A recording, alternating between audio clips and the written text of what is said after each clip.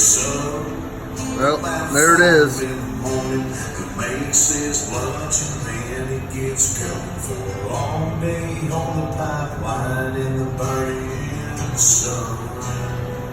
First compounded XD.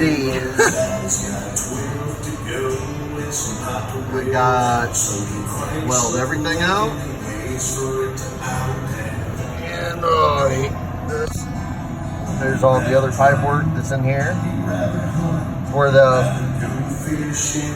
new 363 5-blade Mafia by Stainless Diesel will be sitting. And our 472 5-blade Mafia be plumbed in right there. Yep.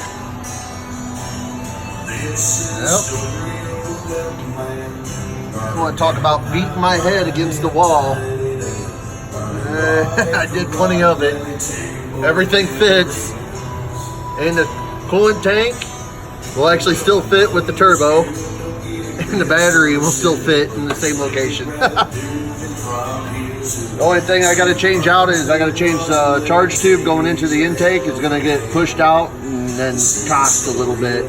And then the cold tube will be almost the same. So that's the pipe work. So yeah, I guess the hardest part is almost done.